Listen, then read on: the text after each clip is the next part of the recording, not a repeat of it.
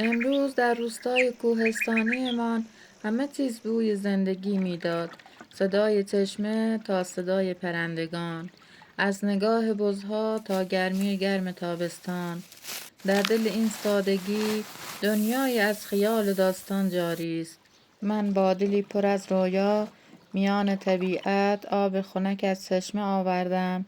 دیزی گذاشتم برای آلونه چه تابستانیمان، علف تازه آوردم و به زمزمه های کوه گوش سپردم. اگر دوست دارید طعم یک روز ساده اما ناب را با من بچشید، تا آخر این ویدیو همراهمان باشید.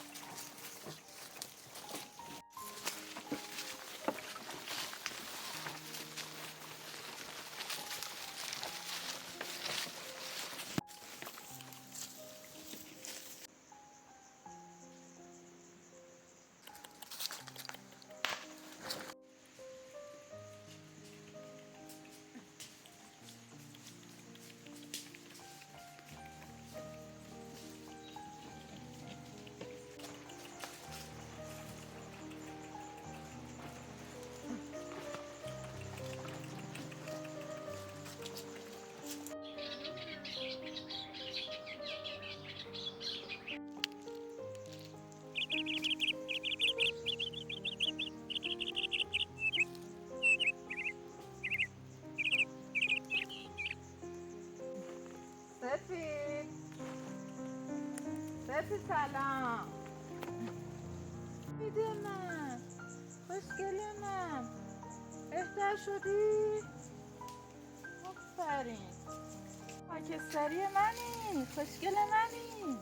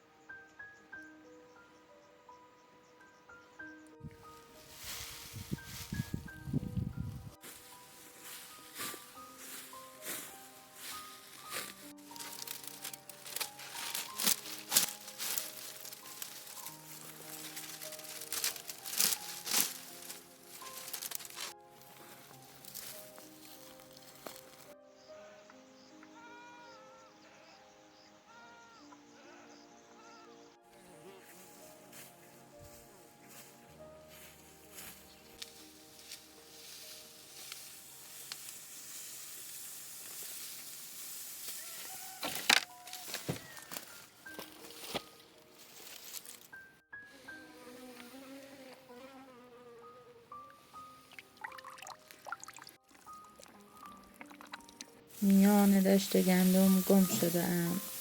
خوشه های طلایی تا کمرگاه آسمان قد کشیده اند. هر قدم مرا بیشتر در آغوش خود میگیرند. خورشید درست وسط آسمان ایستاده است. فقط من هستم و دشت گندم و خورشید. چه آرامشی دارد این رهایی.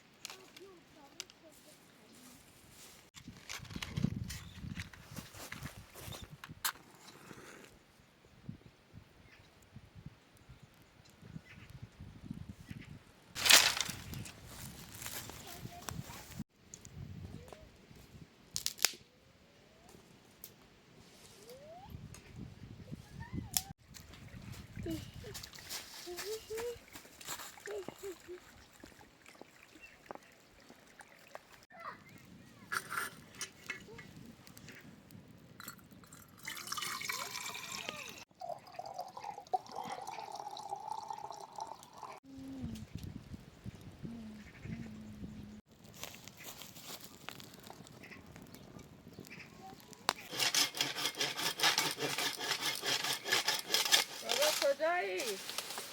سلام بابا. سلام بابا. خسته نباشی. سلامت باش. چای آوردم، بیا خستگیتو در کن. سب کن چایی نه عرض کنم. باش.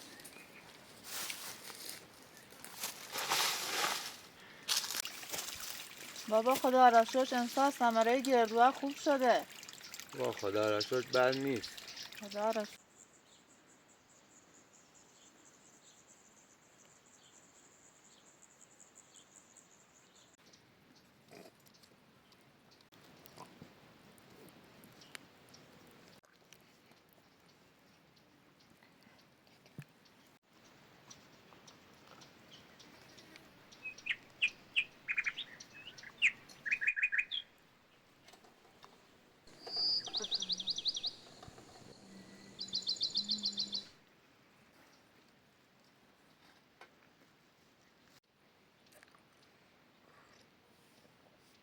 به به عزیز سایی، دست در نکنه بابا. نوش جان.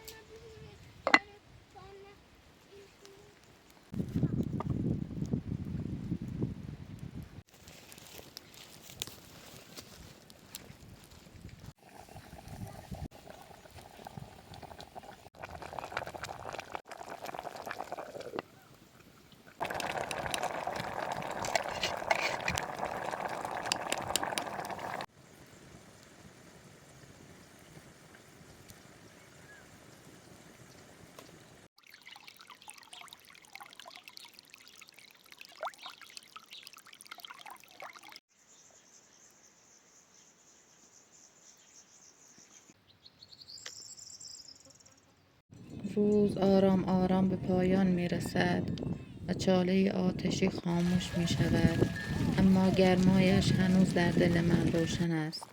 حیوانات به خانه برگشتند و آسمان پر از رنگ‌های خواب‌آلود. در این گوشه کوچک دنیا، میان خاک نور و نان و مهربانی، من یک بار دیگر معنای زندگی را پیدا کردم. ممنون که با من همراه بودید.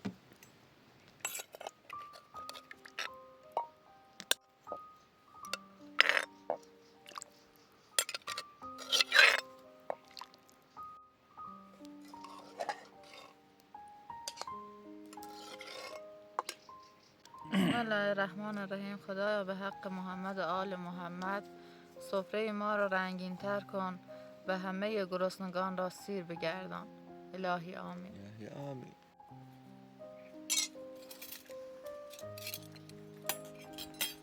به به عجب آبی انداخت.